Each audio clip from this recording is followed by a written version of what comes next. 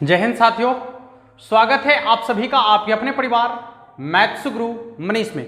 दोस्तों मैं हूं इनके एक्सपर्ट और आज हम लोग शुरू करने वाले हैं अवयव। ठीक है, अवयव यानी मैट्रिक्स।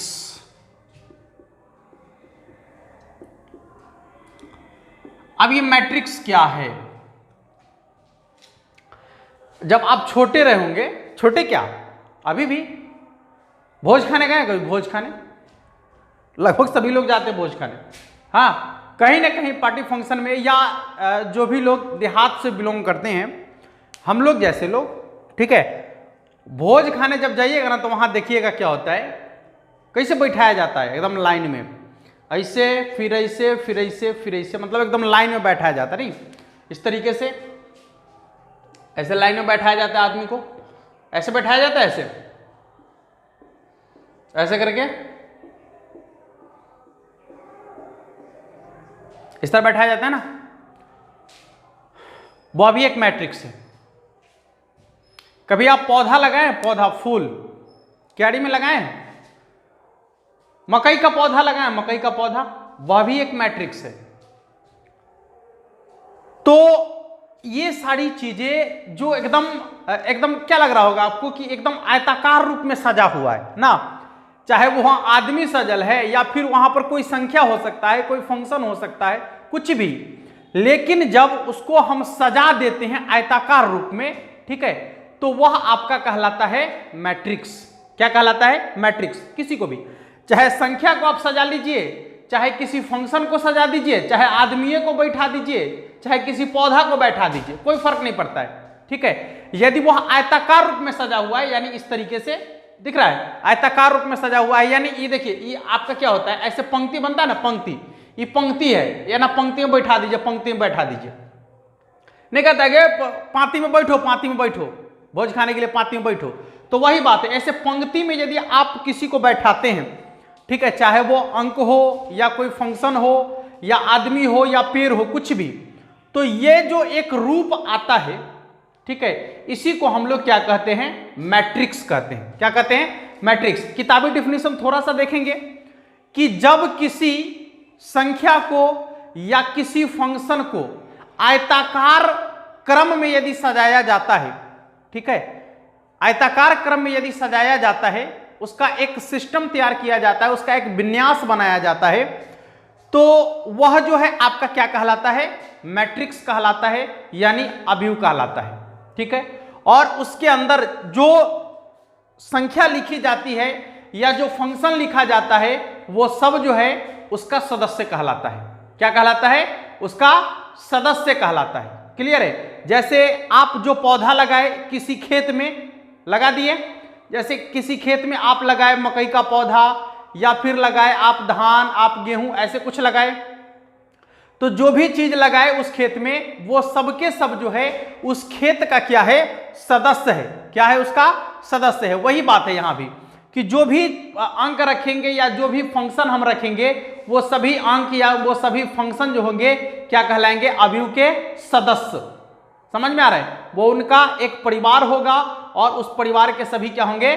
सदस्य होंगे। जैसे, और आप देखे होंगे कि बाउंडेशन होता है ना, जब आप भोज खाने जाते हैं तो एक बाउंड्री होता है ना कि इतने में बैठना है, इतना दूर से घेरा हुआ रहता है, चलिए इसी में सभी लोग बैठिए। तो वही बात है कि एक बाउंड्री बना दिया गया है, ये बाउंड्री है। ठीक है, आई बाउंड्री में जो है यहां पर मान लीजिए कि ये सब रखा हुआ है, ये सब संख्या है,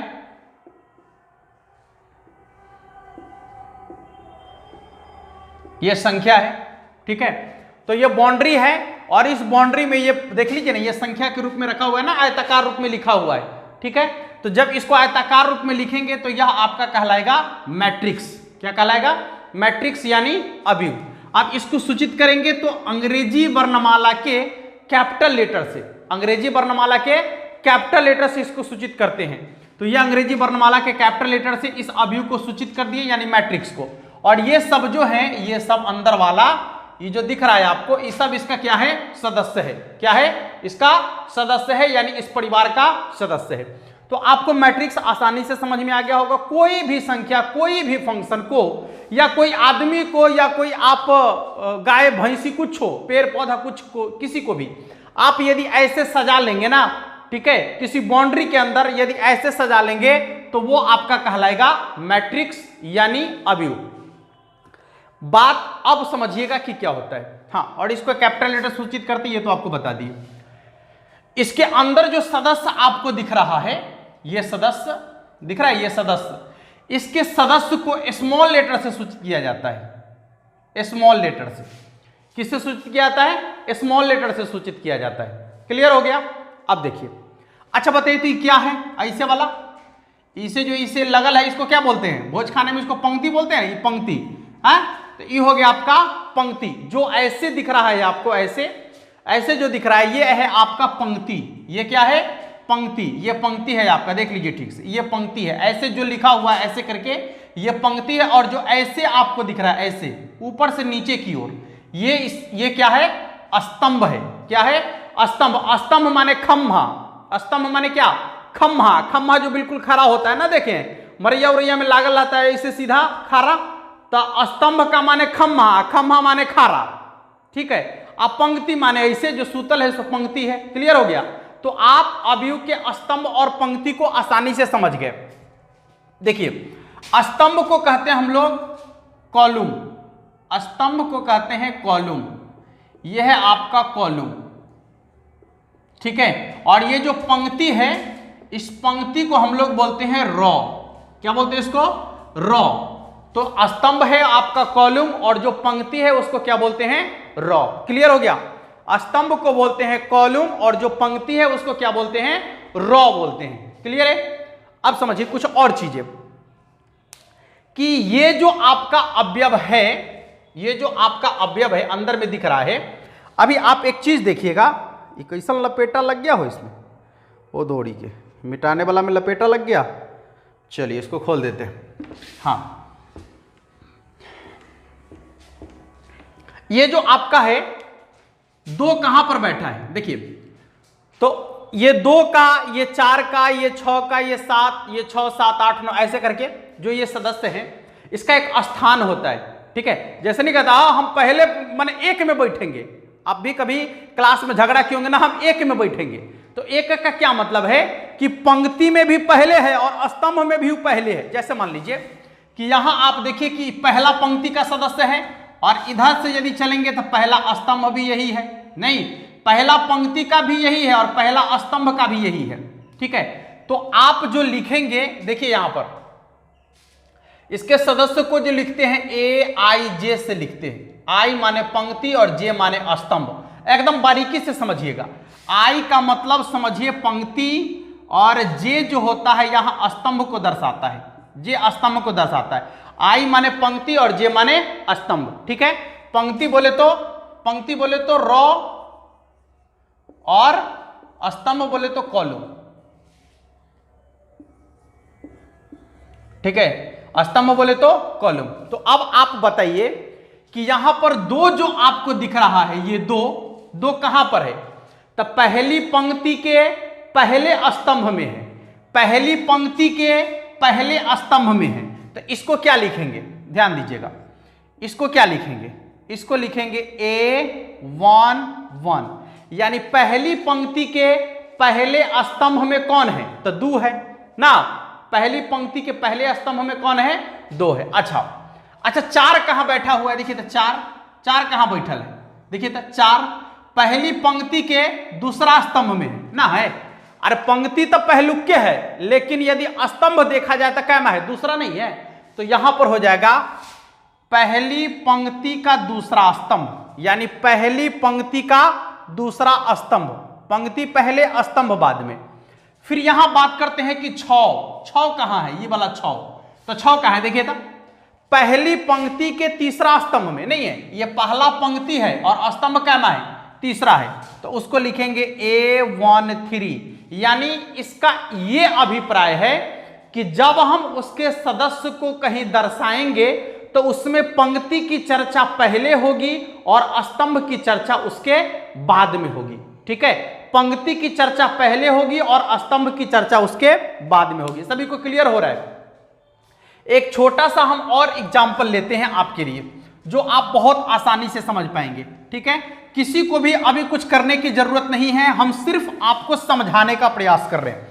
बस आप देखते चलिए, गणित को देखते देखते सीखना है, रटकर कभी नहीं सीखा जा सकता है। जब आप गणित को आर्ट से पढ़िएगा ना, आर्ट माने कला, तब जाकर आप सीखिएगा। यदि आप गणित को खूब भारी मान लीजिएगा कि बाप रे इतना भारी कैसे पढ़ेंगे, तब आप कभी नहीं समझ पाइएगा। ठीक है, इसलिए आराम से पढ़िए, बिंदास, समझ में आ रहा है, एकदम आराम से। अभी देखिए, देखिए ध्यान से इधर, मान लिया जाए कि यहां पर एक मैट्रिक्स हम लिखे, अभी एक मैट्रिक्स लिखे,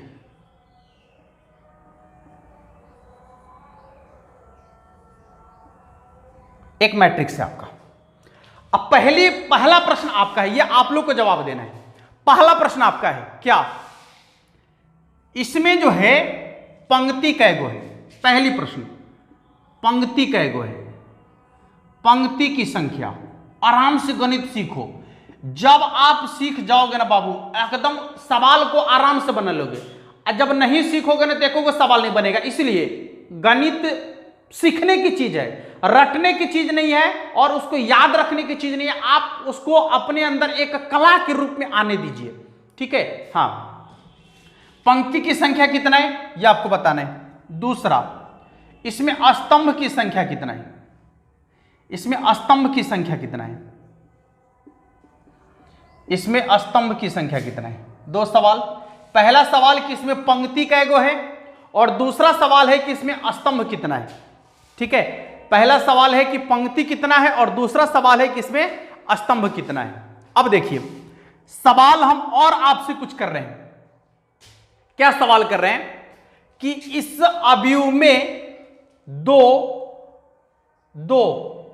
दो का स्थान क्या है? दो कहां बैठा है? दो कहां बैठा है, इसका जवाब हम दे देते हैं। दो जो बैठा है, पंक्ति नंबर 1, स्तंभ नंबर भी 1, पहला पंक्ति के पहला स्तंभ में बैठा है नहीं, तो इसका हो जाएगा A11।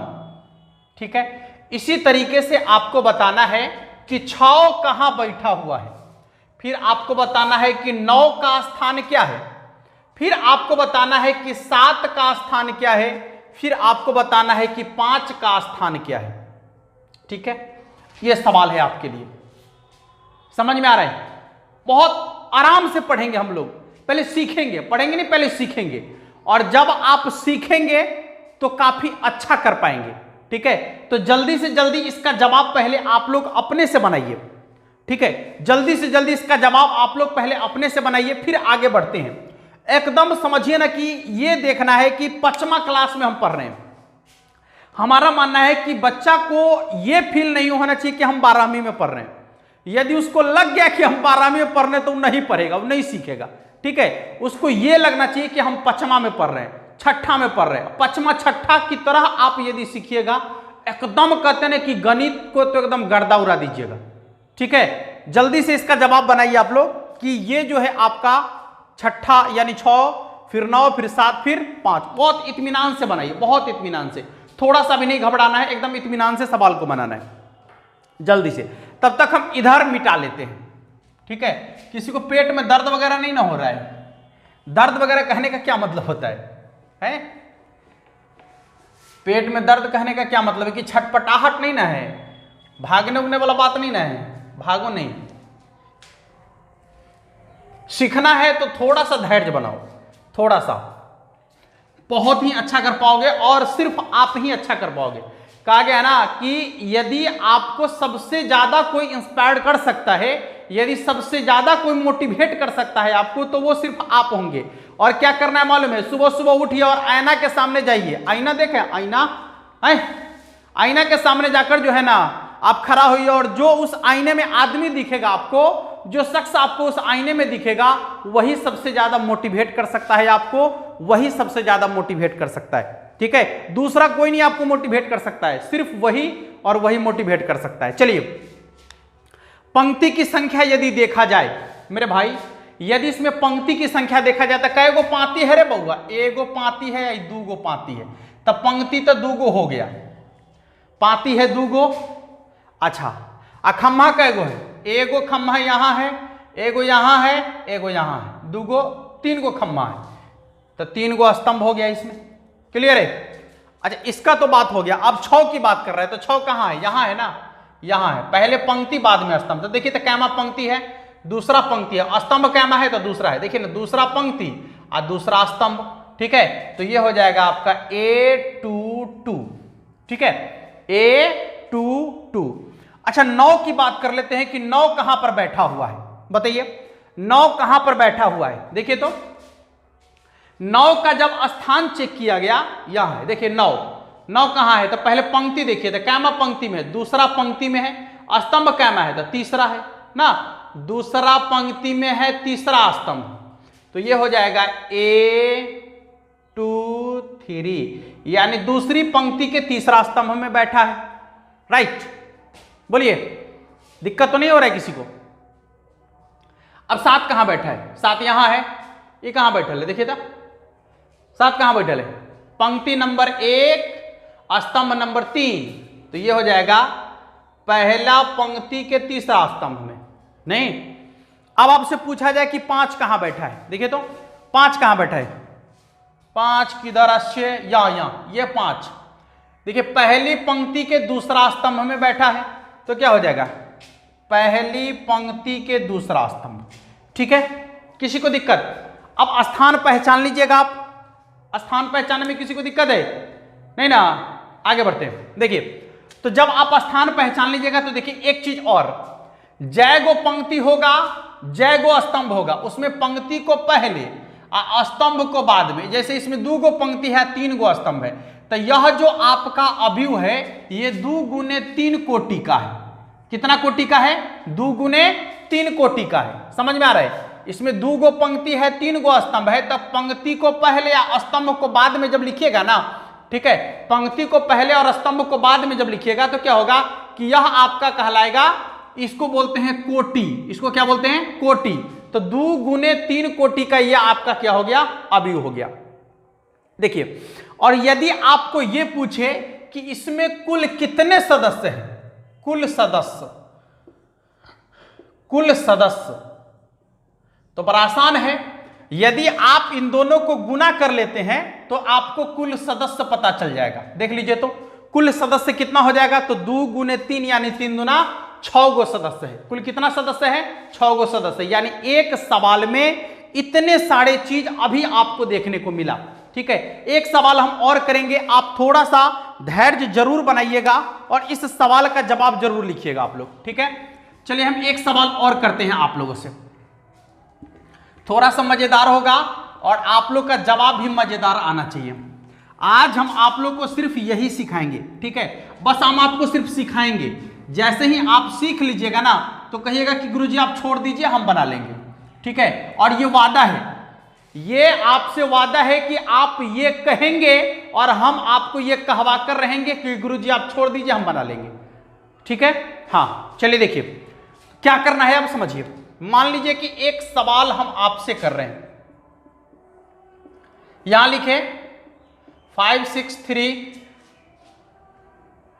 279,104।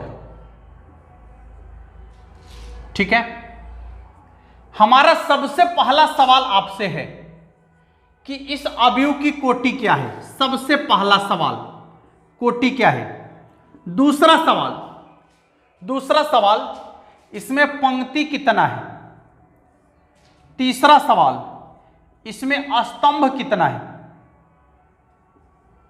पंक्ति बोले तो रो, स्तंभ बोले तो कॉलम।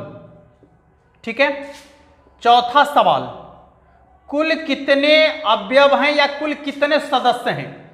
अवयव में कुल कितने अवयव हैं या कुल कितने सदस्य हैं, दोनों एक ही चीज है। अवयव या सदस्य दोनों एक ही चीज होगा। कुल कितने सदस्य हैं।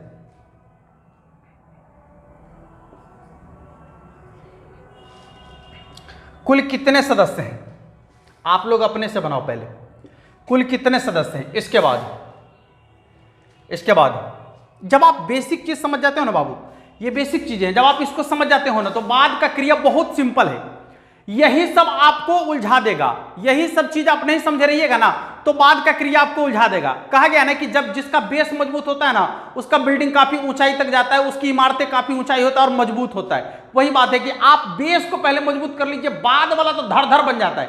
अब जिसे किसी को बेस का काम करना, मान लीजिए कि घर बनाना है आपको, तो जब घर बनाना है तो नीचे का काम देखते हैं, पहले दावा खोनो, मिट्टी उसमें मिट्टी खोन के हटाओ, अब नीचे उसको पहले फर्श वाला काम करो, ईंटा बिछाओ, फिर उसमें क्या क्या क्या दिस दैट। और जब एक तल्ला चढ़ जाता है तो दूसरा तल्ला से क्या करना है मालूम है? बस सीधे पिलर बढ़ाओ दीवार जोड़ो, पिलर बढ़ाओ दीवार जोड़ो, और कुछ नहीं है, पिलर बढ़ाओ दीवार जोड़ो, बात खत्म है, क्योंकि नीचे मजबूत है। वही बात है और वही चीज आपको भी करना है। कुल सदस्य कितने हैं? और अगला ध्यान दीजिएगा, अगला आपको बताना है कि 7 का स्थान क्या है, फिर आपको बताना है 0 का स्थान क्या है, फिर आपको बताना है 4 का स्थान क्या है, फिर आपको बताना है 9 का स्थान क्या है, आपको बताना है 3 का स्थान क्या है, 2 का स्थान क्या है, और फिर आपको बताना है 5 का स्थान क्या है। ये चीज, ये सवाल आपका है, ठीक है। देख लीजिए, आज का क्लास छोटा है लेकिन आपके लिए बहुत मजेदार है और आपके लिए काफी यूजफुल है यार, ठीक है। हम छोटा सा क्लास ही आपके लिए लेकर आए हैं, लेकिन आज का